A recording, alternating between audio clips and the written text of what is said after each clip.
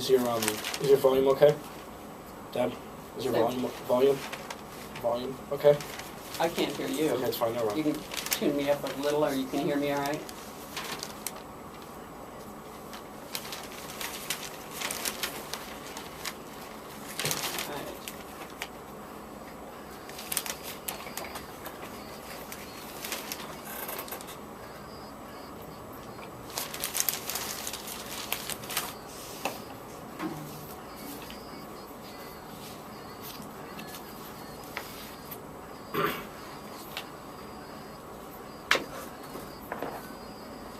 Welcome to the Kwamie Lassiter Sports Talk. Kwamie is out today.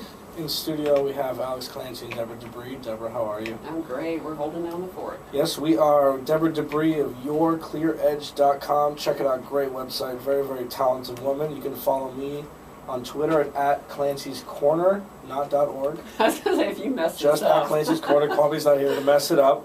And at Deborah_Dubree. Twitter is Deborah, DEBORAH _Dubree, DUBREE. Facebook is just Deborah Dubree. There you go. Beautiful. All right, we got a lot to talk about today. National Championship football game last night.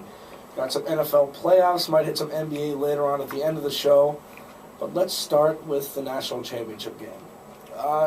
People didn't really know what to expect here. A lot of people picked Alabama. A lot of people picked LSU. A lot of people did want both of these teams to be playing each other in the championship, but that's a whole different conversation. Alabama wins 21-0. This was a total just domination by Alabama. They came in, both teams had over 40 days to prepare, but for some reason, LSU didn't show up. Their quarterback, Jordan Jefferson, played as if it was his first college or football game on any level. Threw for 53 yards on 11 completions with the interception. They rushed for 39 yards, 53 total yards receiving. That's under 100 yards of total offense. So their defense really came to play. And Deborah, I was hoping that one of the kickers would actually have some problems, but Shelley for Alabama did a great job. He did a great job. I mean, he was blocked at one point, but that wasn't necessary. Well, I suppose it depends on how you look at it, whether it's his fault or not, or whether it was the better play of the other team. But Alabama, one of the things I look at is, they both had equal time to prepare for this, and yet Alabama actually did. I don't know that LSU did. They maybe they thought they were better because they had won before. I don't know.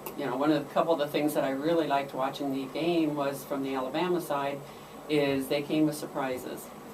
They had watched the films. They knew they had a game plan and they were working the game plan. They had a coach and a quarterback who had talked about be emotional and be yourself. Everything I preach, and I heard that and I was like, yes, that's exactly what to do. 2 points for Deborah. And it showed. And it showed. Absolutely. And 9th national championship for Alabama, breaking Notre Dame's old record of 8. Trent Richardson, 96 yards rushing. He had a bulk of them, a third of them were on that touchdown run to seal it at the end. But the whole story of this was Alabama's defense. LSU didn't cross midfield until the fourth quarter.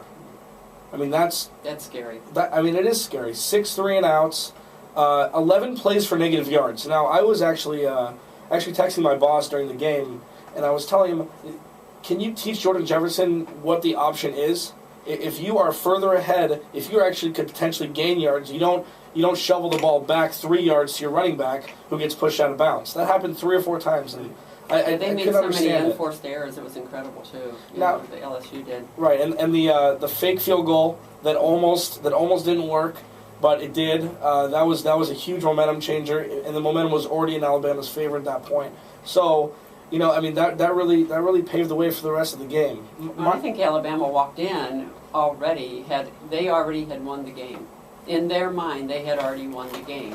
Where I think LSU was just, whatever, we got this. Don't really even want to be here. Shouldn't be another matchup. They were kind of in that state of not who cares, but anger, frustration, all those things that we've talked about in the past that take you out of the game, out of your ability to play well. And then when they started not playing well and they saw Alabama playing extremely well, it just starts to go downhill from there. Yeah, and I think the biggest problem with LSU's game plan was sitting Jarrett Lee on the bench the whole game. Senior had been through the trenches before. He was the only real quarterback on this team. Jordan Jefferson, 6'6", 6'7", big guy. You know, the Jamarcus Russell Jr., poor man Jamarcus Russell, who couldn't throw the ball. I saw him throw the ball in the dirt. He made Tim Tebow look like Tom Brady last night. Let's just put it like that. Now, Jared Lee he runs the offense differently. He runs the offense like a conventional offense. He throws the ball over 7 yards. He can manage the game better, which opens up the running game. But if you can't throw the ball, you won't be able to run the ball, especially against Alabama. So, and Nick Saban on the opposite sideline is intimidating enough. I mean, if you want to you pick these two coaches. If you want to go to a national championship game, you pick these two coaches as your top two in college football right now to lead you. But Nick Saban won his third, and you know they showed up. Yeah, he had a strategy in place, and like I say, they worked it. A couple other things that I saw was, you know, when I saw receivers coming off the sideline and coaches that were, you know, helmet to face with the guys, just really talking them up. I mean, really getting in their face and telling them how great they were, what they'd just done that was so great, and really just keeping that energy pumped to the hilt. And not only for the player that they were talking to, also for the coach. Obviously, that helps to keep you in the game and keep you in that passion. But anybody and everybody else around him who's seen that happen, it's like, man, I want some of that. So let me go do what I can do so I can get that same type of treatment. Absolutely. There was nothing even close to that on the LSU side. You just saw downtrodden faces and defeat. Yeah, heads down, bodies down. They're just, they lost within themselves first, and then they took it out to the field and lost there too. Right. I mean, and this is where you realize that these are kids playing this game. You know, I mean, it's tough to be mentally strong all the time when you're losing. You're down 9-0 at halftime, which is 2 scores. It's not like they can't come back from this. But then it was just problem after problem, mistake after mistake, 3 and out, 3 and out. Well, and part of it, if I'm a scout watching this kind of game and I see LSU, who's got some talent on the team, there's absolutely no doubt that they're a talented team, but I see players who are responding in this way, it's like I don't freaking want them anywhere close to the NFL, because if they can't handle defeat or figure out a way to come back from defeat and at least look like they're back in the game again, I don't have time for them. There's too many other guys out there with enough heart and desire and talent to choose from. Absolutely, and they totally corralled Tyrann Mathieu, the up and coming Heisman candidate towards the end of the year. He didn't do anything. Yeah. He didn't do anything, which was probably one of their focal points in the 2 years they had to prepare for this. That we need to corral him. He is always the X factor whenever he's on the field, defensively, punt returns, etc. You need to corral him if you're going to win. So now this begs the question. LSU, every ranked team they beat won their bowl game. You know, West Virginia, Arkansas. And then they'd already beaten Alabama, so maybe going into that mindset when they came in, they'd already beat them, so why do they have to beat them again to prove that they're better than them? You know, and the game was 9-6 in Alabama. It was a disgusting game the first time they played. We touched on that after the game happened. But it begs the question, is this fair for LSU, having beaten all these teams that went on to win their bowl games? Is it fair that just because they laid a duck in one game, that they lose the national championship? Yeah, their pedigree precedes them. Yeah, it's a tough question for me to answer, but at the same time I look at, when a team lays down, I mean, as an entire team, do they all, from the opposite side of the spectrum, do they really deserve to be number one? Because you should go into every game, every single player in every single game is responsible for themselves and their position and playing it in a team atmosphere. And if every single one of these players lay down, including the coaches, why do they deserve to be number one? Well, Alabama and LSU ended with the same record, and the toughest section of the toughest conference in all of college football. I understand, maybe if the game was like 17-13 or 13-10, there might be a question on a split championship, but I think you're right. I think that with what Alabama did to them last night, it just demoralized. I mean, it wasn't even... I can't believe that was LSU that we saw the whole year. They didn't act like champions, so why should they be a champion, meaning LSU? Right. And it's tough to get up. It's tough to beat an incredible team twice, especially led by Nick Saban. Mm-hmm. That mental toughness is his mainstay. Their first penalty of the game, I think it was 3.5 minutes, 3 minutes and 40 seconds left in the game, was an offsides on a punt that LSU was punting. Alabama went offsides. It was still 4th and 12, so they had to punt anyways. He was fuming on the sidelines. He is perfectionist, and he always makes sure that his team is mentally tough. Right, which is where we go back to what we've talked in the past, is you've got to be able to stand tough and be fair and demand from your players as much as you would demand from yourself, but at the same time turn around and praise the heck out of them when they're doing well. Specifically, exactly praise them for what they've done well. And he does both. Right. And not to take anything away from Alabama's offense, no turnovers, no penalties. Yeah, they played a good, clean, hard, well-structured game full of talent. And that's LSU football. Put it on your defense to cause turnovers, to cause 3-and-outs, to cause negative yardage plays. 11. I can't believe that. 11 negative yard plays. That's unfathomable to me. But unacceptable. Yeah, it's unacceptable as well. So Les Miles definitely has some work to do. I don't know why they don't bring in an Andrew Luck type quarterback there. Why can't Jarrett Lee lead a team to a championship? Why, after the first half, they were trading off all year. And when Jordan Jefferson was kicking people in the face at bars, Jarrett Lee was winning games. So I don't understand why you don't take a more conventional quarterback. You're down 9-0 at halftime. Nothing is going right. Try something else. This is your last game of the year. Why do you have to have the pride as a coach to back up your initial decision and not bring him out? Well, and isn't that the ultimate question?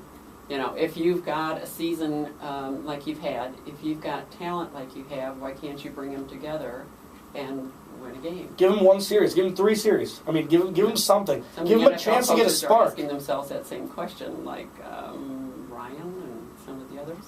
Yeah, no, it's true. Yeah. It's true. And this is also another problem with having a dual quarterback team. It leaves room for volatility. I mean, you don't know what the right decision is at any given moment, so you usually go with your first one and hope that it changes. Jordan Jefferson, the reason why he was so touted was because he could run the ball too. He was a run-first quarterback because he's big, but nothing. But again, why don't you take that talent and develop it? If you know what you've got from day one, then you take that talent and you develop it. Both of your quarterbacks, you develop them equally regarding the talent that they have. You stay natural with who they are and what they're capable of doing, and you develop it. So you can go to either one, and you have trust and faith in either one that they're your go-to players. You certainly have your favorite, the one that's doing better. You certainly go to them first, but you should be developing that second and that third string at the same time. Sure, and I think that this also shows the weakness of some of these SEC teams, like Alabama and LSU, when they're playing really good teams. When they get down, they're down 2 scores at halftime. You're going to need to throw the ball at some point. You can't come back from even 15 down. They were still on 2 scores with a 2-point conversion. You need to throw the ball down the field at some point. Jordan Jefferson cannot. Jarrett Lee can. I honestly cannot give one reason why Les Miles did what he did. Maybe, and that's not taking away again from Alabama's supreme defense. Right. But because he couldn't breathe the whole game. But and it's just I don't understand. Well, and at some point you make a decision and you stick with it. And you've got to just pull the plug and go, because otherwise you're in indecision, which he may or may not have been in, and at that point you've already lost. Now, Clancy's Corner is coming up after the break. I will be speaking about, does this championship game beg even more for a 4-team playoff? Like, say LSU would have played Stanford, and then Alabama would have played Oklahoma State. At least there would be some sort of infusion of college football and this smash-mouth, more or less NFL football being played in the SEC. Do you think that it'd be better or worse? We're going to talk about that after the break. This is Kwamie Lassiter Sports Talk. Alex Clancy and Deborah Dubree in studio.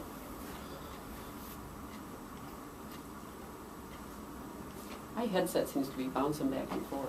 Is yours with sound? No. Okay. I mean, I can hear. It's just kind Which of weird. It's almost like a stereo set this that you I right hear here? out of one ear, then the other, and then it bounces. Is this you? I'm moving it up and down. I can't tell. Yeah, I think it is. Try it again and see. Try it again and see. It's not moving.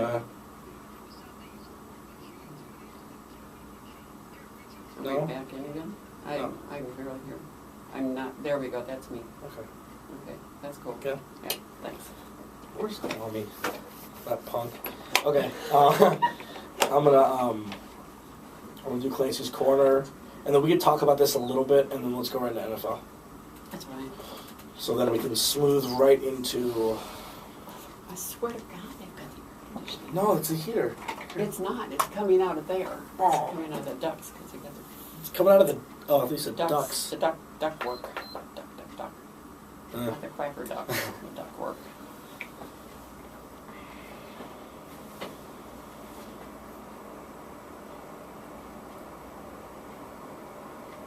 Oh, I have a couple BCS acronyms that I changed.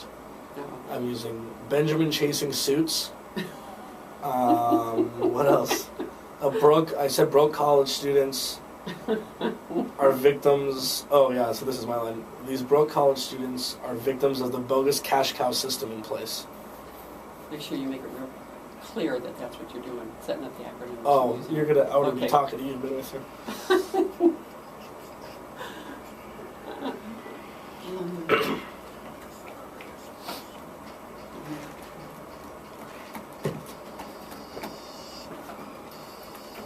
Welcome back to Kwamie Lassiter Sports Talk. Deborah Dubree, Alex Clancy in the studio, and it's time for Clancy's Corner. All right, well, last night, as we talked about in the first segment, the national championship game between Alabama and LSU, to me, it looked more like a rugby match infused with a punt, pass, and kick competition than a football game. Granted, Alabama dominated, as we talked about before. LSU, 92 total yards of offense. Alabama had only one penalty. And Jordan Jefferson made it look like that he was, playing his first time in any level of football. But is that enough to prove that Alabama's the best team in the country?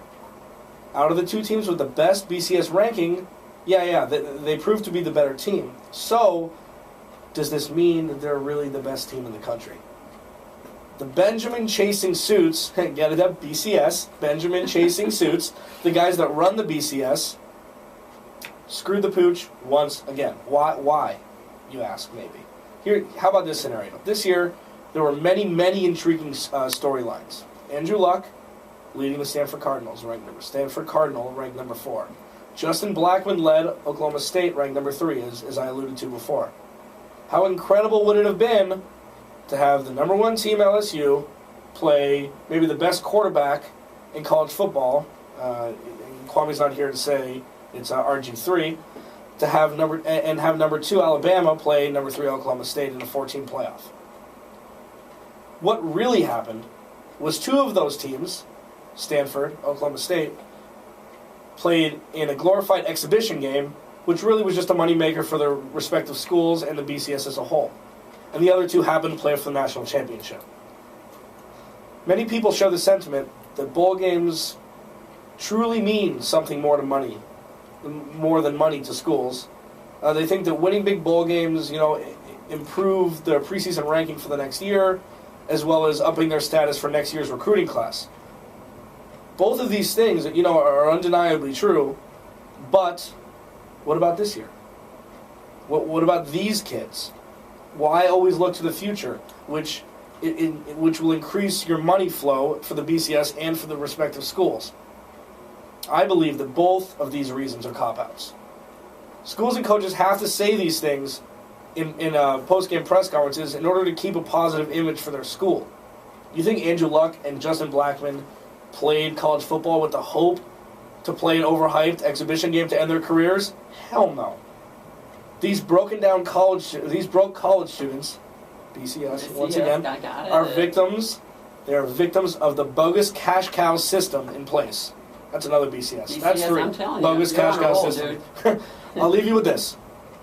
If I have to spend another year watching, reading, hearing about people saying, what if this team played this team? Or what if there was a playoff system? I'm going to both implode and explode at the same time. I'm done. I need a playoff or I won't watch college football anymore. So how are we going to get to a playoff? What are they going to do, the powers that be, in order to have the right system in place to get to a playoff? I like the idea of the playoff. I like what's going on in the NFL right now, where you've got teams against teams that are high-ranking, winning teams getting to the best of the best. How does that happen in college? Well, Tier 1, will be, take the top 4 teams, you give the top ranking teams, ranked number 1 and number 2, a home game. You call it the Rose Bowl. You give them a bye? You tell them the top 2 teams are in, and let's take the next 4 and play with them, and then see who gets to play the top 2? See, the BCS wouldn't like that. That'd be too complicated. I know. You take... That takes thinking. Right. You take... you take... a plan. But that would make them more money. But if you only do 2, that'll still leave a couple more BCS bowl games that are the exhibition games in play. So, say you take LSU and Stanford. You give them a home game at LSU. You call it the Orange Bowl. Then you have Alabama and Oklahoma State at Alabama. You call it the Rose Bowl. And then every year it'll filter out. So all of the sponsors will get their dollars every 4th year or every 3rd year. And then the national championship will be in a central location like it is now, which will alleviate fans from having to buy tickets in 2 different places. They will know exactly where they will need to be going and where they will end up if their team wins the first game. So if I'm hearing you right, we're not going to end up with 14,000 games over several weeks of teams that kind of did pretty well, that are being that won named, 6 games. That are being named, the bowl games are being named things we haven't even heard of or bought in our entire lifetime, down to something that might have more value to it.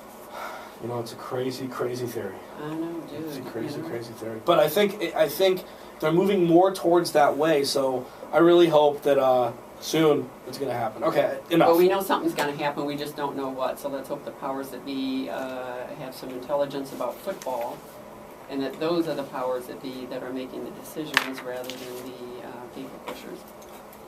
Boom.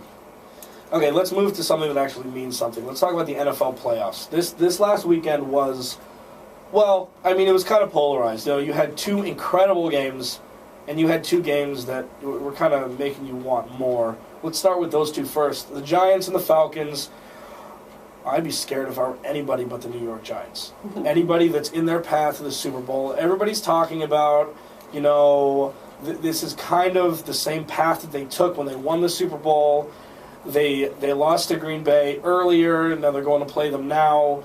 Playing in Lambeau against Aaron Rodgers, although he's had 2 weeks off, Week 17 and the bye, which could prove to give him a little rust, but he's a machine, so I don't really think it's going to matter that much. But the factor of the deep ball threat that is kind of coming up again. Everybody's had a deep ball threat. They've always been around, blah, blah, blah, blah. But they have not been put into play as much as this year in recent history. Victor Cruz has 5 touchdown catches over 68 yards. 74, 68, 72, 99, 74. That is out of control. So even if he doesn't catch 1 pass against Green Bay, that secondary, which is questionable, it's questionable at best, they're going to be looking for him. And Eli Manning is playing the best football he's played in a long time. Now, the Giants just annihilated the Falcons. 2 points. Falcons put up 2 points, and their offense just didn't show up. Atlanta hasn't done much in playoffs in recent history, anyways. They went fourth and inches twice. QB sneaks both times, didn't work. I mean, that coach, they should have kicked the field goal once and either kicked the field goal or punted the second time, and it could have been a completely different game. But once you go for it on 4th and inches and don't get it in a playoff game, you lose all momentum you possibly had, and I'm sure the emotional aspect comes in, especially with the defense. Oh, they don't trust us? Well, so they have to go for it? They have to score touchdowns to win? Well, that's the thing. Here we go back to, we get to this point of the season. It's really throughout the entire season, but even more so now. This is when the men show up and the boys go home. We've got men stepping up that are going to start playing even more so outside of their limitations. And they're the ones that are going to win. If they've got the emotional and mental stability within themselves, which leads to within the team, and they've got coaches that know how to coach that, they've got nothing, there's no other option other than to win, period. Right. Yeah. And they're going to play by play, moment to moment, and whatever happens, they'll adjust accordingly and go to the next one. They've got a plan A, B, and C. They're going to work A to the limit, but if A's not working, they'll go to plan B and they'll work it, and they're going to know exactly what to do. Right, and I mean, playing against a Manning, regardless if it's Peyton or Eli. Eli has as many Super Bowls as Peyton does, and Eli is probably, even though he's put up numbers and he's getting more recognition now, he still might be the most underrated quarterback in the NFL. And he's been maturing all along and a little bit under the radar, so that's been good for him to get to this level and to really step up and step out as to who he really is. Absolutely. And then we have Houston Texans beat the Bengals. You know, I feel bad for Andy Dalton. He played flawlessly the last few games of the season. He didn't throw an interception in, I think it was like 170 some odd pass attempts. And then he throws that pick six to the defensive lineman, and that was pretty much all she wrote in Houston. You know, him and AJ Green, it's not time yet. It's not time yet. In the next couple of years, they're going to be a force to be reckoned with, especially if Cedric Benson stays healthy. They have kind of a run by a committee in Cincinnati. They're a smash mouth defensive team. They'll be fine. I'm just happy that they made the playoffs. Yeah, they look good, actually. I mean, they had some good plays, and you know, it was a good game to watch. I enjoyed watching it. It was sad to see him lose, but oh well. Yeah, that's the game of football. Yeah, right. And I'm happy for T.J. Yates. You know, his rookie. That's another rookie. It's the year of the rookies. Yeah, it's nuts. And some better than others. And they have Baltimore coming up in Baltimore. It's going to be, you know, Baltimore beat them 24-14 the first matchup. Now, I found an interesting statistic. In the Ravens' wins this year, rushing, let's talk about rushing, because the Ravens are a defensive team. Rushing yards in wins, they rush for 146 rushing yards per game. In their losses, they rush for 60. Houston rushed for 170 yards per game in wins and 124 in losses. This is interesting because Ben Tate, who is the backup to Arian Foster, had a 1,000-yard rushing season. So it's not like you have one stud running back. Ben Tate would start anywhere else. Well, more or less anywhere else. And Arian Foster, staying healthy, is probably the best running back in the NFL. So if they can stop the run, they will beat Houston. But if Houston can run the ball all over them, we might see an upset here. Well, that's the thing. I mean, there's such big discussions right now as to who wins the ball games. With some of the new rules and stuff that have come in, does the offense win the game or does the defense win the game? And I think it depends on who you're playing. You know, sure. It really is a mix. They both got to step up, and the defense has got to get the ball back to the offense by either stripping it or taking the other team to a kick. Who knows? But the reality is everybody's got to step up and play their position. Yeah, and I'm sure that Baltimore camp is going to be stop the run, make the rookie, and then just throw Ray Lewis and Terrell Suggs at him, get him scared, and they should be able to walk out with a victory.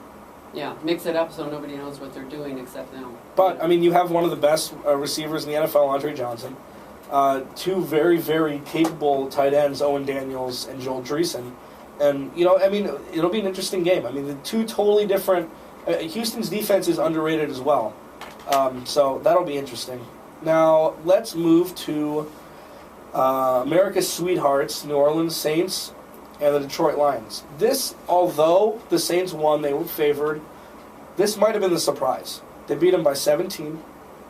This game wasn't really close.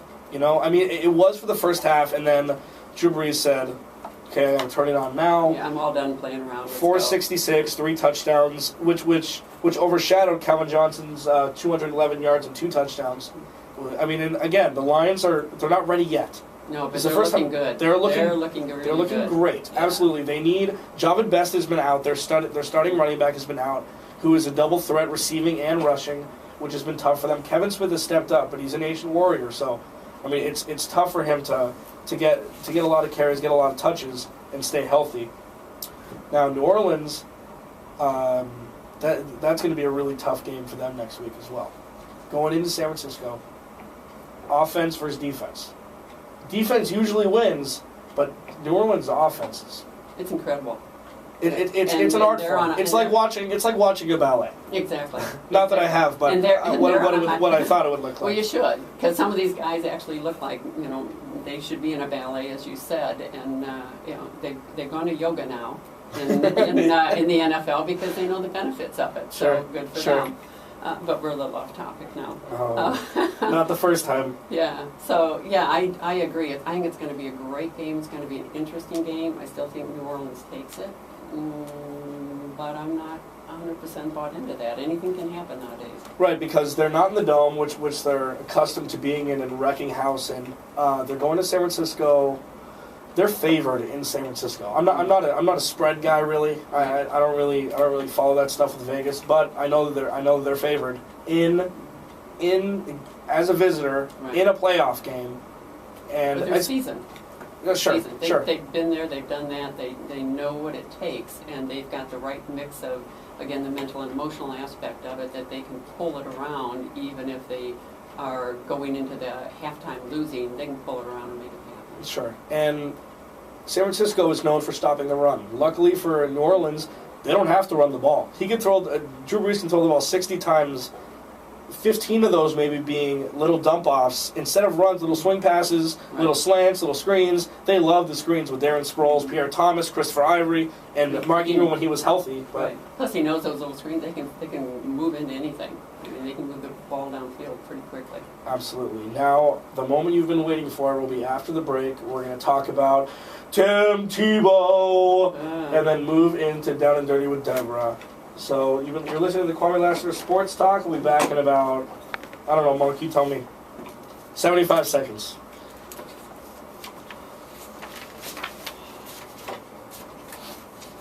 Weird, this thing still is bouncing. Yeah?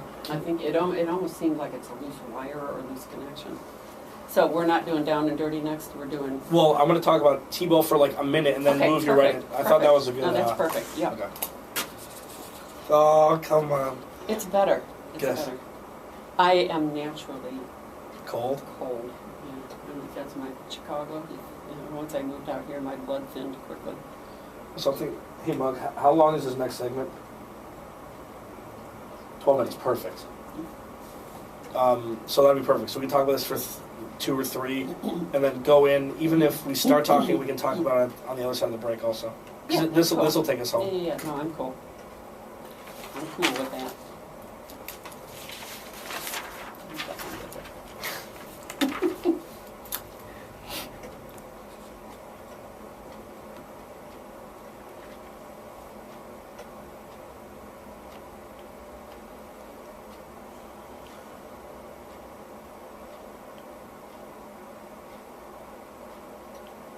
Mm-hmm. Where's Kwamie? What a punk. You better not call in the middle of Down and Dirty. No, he's going to call. He's going to call. Oh, yeah. Only by the last segment. Yeah, I just call him a punk to joke with him.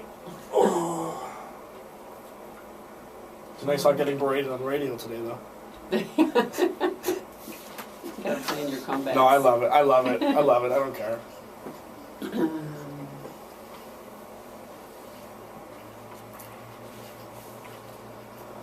Welcome back to Kwamie Lassiter Sports Talk. Alex Clancy, Deborah Dubree in studio. Deborah Dubree of YourClearEdge.com. Check us out on Facebook and at Clancy's Corner on Twitter as well. It's Tebow time. It's Tebow-rific time.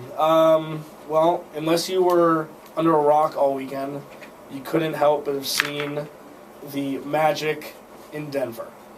Broncos 29-23 over the Steelers in overtime.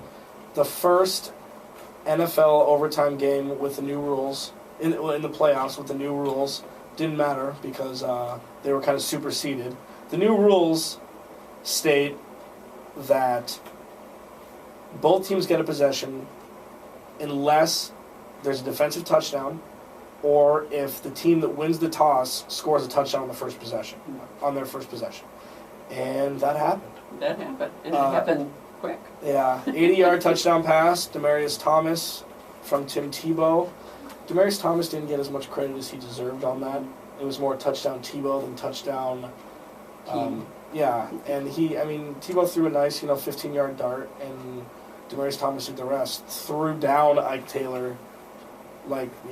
Threw down Ike Taylor with a stiff arm. There Like was something nasty. Yeah. And ran it in for a touchdown. 204 yards receiving with a touchdown for Demaryius Thomas, which helped Tim Tebow a lot. Tim Tebow 10 for 21, 316 yards, 2 touchdowns, 50 yards rushing, 1 touchdown. I got a little fun fact for you. I was looking on Twitter and I saw Tebow's favorite Bible John 3:16. 3:16, Mhm. and that's how many yards he had receiving. Exactly. That's how many yards he had Exactly. passing. And it was Just Twitter. I coincidence. forgot how many millions of times that the verses that he uses are not tweeted, but looked up, Googled. Oh, really? Yeah, it's amazing.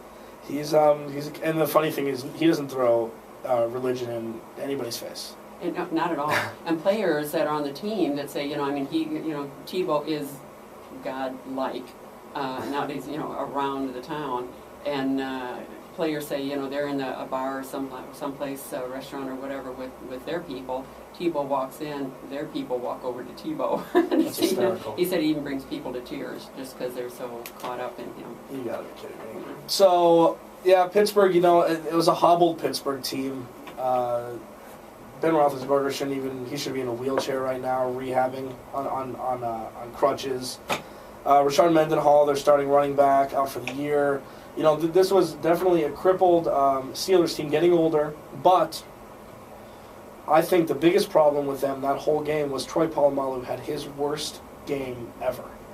He watched the tape for Denver, and they spun it on him. I saw numerous accounts where he was out of place, and he got burned for it. They put 10 in the box, first play of overtime, because Denver's a running team. Play action, burned him. And I'm really happy. I'm really happy that they weren't who they thought they were, I guess you could say, to tag Denny Green there. I'm excited. I'm excited for them to go on to Foxborough. If there's one team that Tim Tebow could score a lot of points against, it would be New England, I think, because their secondary is suspect at best. He threw 10 passes for 316 yards, 31.6 yards per completion, which is third all-time for any regular season or postseason game. And if he can throw the ball like he did, and which will open up the running game, who the hell knows? Who knows anymore? Well, he's learned something new that he didn't know before. Before, he trusted his legs more than he trusted his arm. Now he's learning to trust his arm. Right. And we're seeing the results of that. And John Elway said just fling it, and he's just flinging it. So this is going to be a nice little segue into Down and Dirty with Deborah. Get it on. Yeah, Down and Dirty with Deborah. We're going to talk about faith and doubt. How do you keep one, which is faith, and not buy into the other, which is doubt? Because during the course of the game and over a season, we constantly flip-flop. And when I mean, I'm talking about players, coaches, owners, the media, the fans. We're flip-flopping back and forth as to, do we trust, believe in our team, our players, ourselves, or are we in doubt? So the question is, well, why should we care? Why should we care about either one? Well, if we look at doubt, doubt is actually the result of fear. When we're afraid of something, doubt starts to creep in. And when doubt creeps in, then passes are off the mark. We've got balls that get dropped, kicks that gets missed. So fear is the core. Fear is the root of doubt, and the results are poor performance. And the results of poor performance, of course, is a loss. That's what we need to learn to control, is our fear, so we don't move into doubt. Now, when we look at faith, we look at the opposite side of that. Faith is trust. Faith is trust in something or someone beyond ourselves. We've heard the term blind faith. Well, guess what? Faith is not only blind, it's deaf, it's untouchable. We can't taste it, we can't smell it, but we can experience it. We can experience the results of it. With faith, players perform above and beyond what's reasonable and possible. Consider Drew Brees, that he's out there breaking records because he trusts himself. He has faith in something beyond himself. Larry Fitzgerald snatches uncatchable balls out of the air where they're just, nowhere that anybody else could even pull them in. You get a Calais Campbell or a Marcus Spears, guys that are 300-ish pounds leaping into the air, knocking balls down from either passes or kicks. Or you get a Tim Tebow, who's unconventional. His style is unconventional. There's no way people were playing he should be a quarterback. It just can't be done. So we are constantly looking at how do we have more faith and less fear. Because they really are a teeter-totter. If you were to think about and just picture two little boys on a teeter-totter, one on one side, one on the other, and they both got little t-shirts on, and one of them has got the big words fear on it, the other one faith. Well, that teeter-totter, just like boys are, they never want to keep things even. Somebody's always going to be on top. That teeter-totter is going back and forth all the time. Sometimes there's greater fear, sometimes there's greater faith. And as fans or players, we go back and forth, like I said, on a game or in a season where we're going from, oh my God, this is so freaking awesome, we're going to win this thing, to, crap, there ain't no way this is ever going to happen. We just lost it, period. So we simply, if we look at the fact that we're always going back and forth, it's a natural thing that we go back and forth between fear and faith. But if we know that the results of faith are so much better, faith in ourselves, faith in our players. If we know that faith is so much better, then we just need to get stronger at it. I look at it's a combination of having faith in what I call the 5 S's. The 5 S's to greater success, which are strength, skills, smarts, self-identity, and spiritual belief. And constantly building those stronger and stronger. Too many times we reverse the formula and we think that we need to first take action in order to get results, and then we'll have faith. Well, the reality is we've got to have faith first. You have faith so you can trust the action, and then you get the end results that are just, outstanding end results. When a quarterback throws a ball, he's throwing it to a spot. He's got to have faith that his guy's going to get there. Otherwise, he will never be able to release the ball. So the bottom line to this is, in order to have faith, you look at the past, at what have you done that's been great in the past, and look at every aspect. Look at the strengths that you've had, the skills you've had, how smart you are, your own self-identity and your spiritual beliefs, and you pull all of that in. And then you look into the future and you say, well, if all of that was possible then, what's possible in the future if I pull all this together, and you bring all of that back into action right here, right now, which is what I'm seeing in some of these players, including a Tim Tebow, but also so many other players that are out there that are excelling beyond what's reasonable and possible, not only in the game of football, in business, and in our own homes. So fear and faith, you got to have more faith, you got to build it. You take those 5 aspects and build them strong. Now, I have a question. Can external faith, i.e. from coaches, teammates, whatnot, supersede personal fear? Like, you know what I'm saying? Like, can the innate faith of a team in you, like, say, the Alabama kicker, for example, or say Tim Tebow, where they say him practicing in practice, and he's so intense and wants to try so hard to succeed for his team, can one supersede the other, or is it always personal fear that supersedes faith if it's not innate? Faith and fear is internal. Now, faith and fear can both be exacerbated by external. So if somebody's screaming in my face about something, I can go into fear, which allows my faith to go down and my fear to go up. But I'm in control of that, not the person yelling at me. Fair enough. Okay. Fair enough. Yeah, it's definitely interesting with all the storylines this year about, as I say, the Alabama kicker and Tim Tebow and even Drew Brees, who just it's so effortless. After losing to Seattle last year, they could have dropped off the face of the earth, even with all the talent they had, like the San Diego Chargers.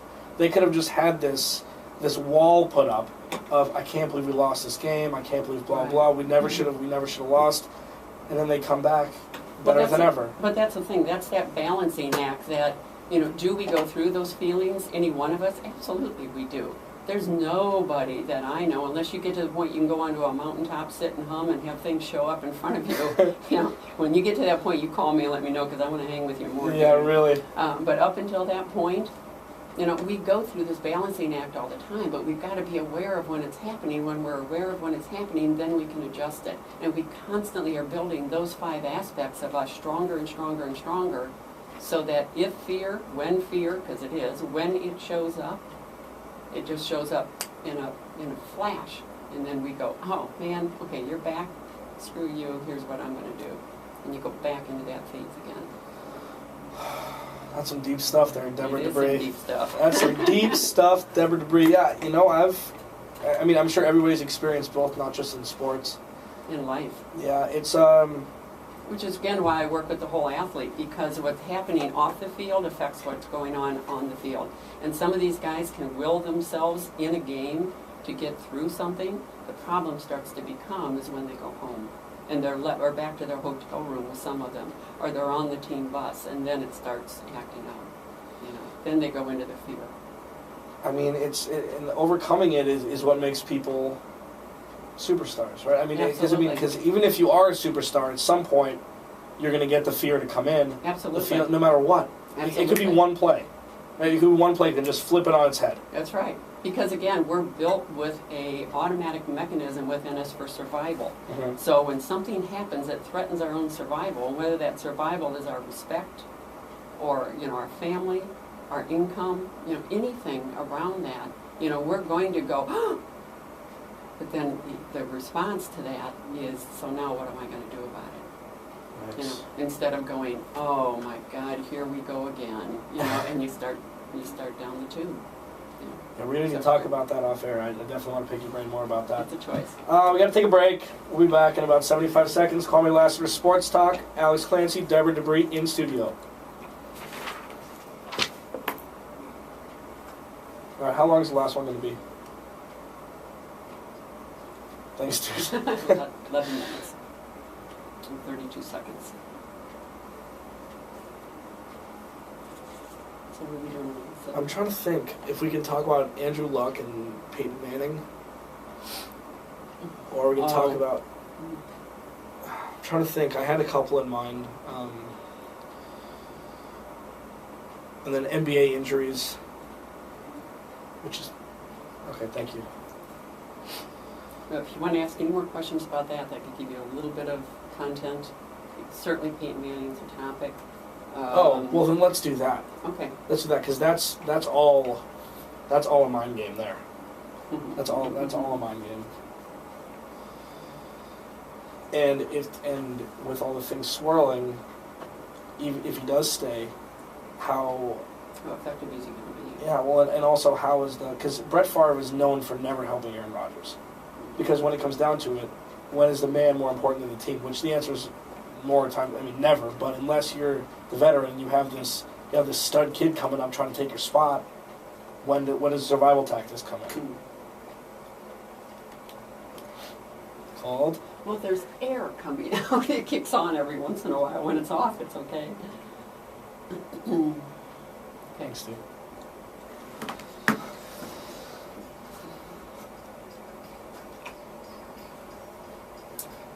Welcome back to Kwamie Lassiter Sports Talk, the real sexy voice.